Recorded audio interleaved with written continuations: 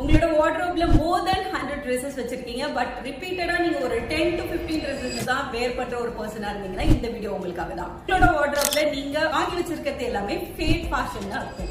What is mean by fad fashion? Short live fashion. For example, ஒரு 6 months பீரியட்ல மட்டும் ரொம்ப ட்ரெண்டிங்கா இருக்கும், அதுக்கப்புறம் ட்ரெண்டை யாருமே யூஸ் பண்ண மாட்டாங்க.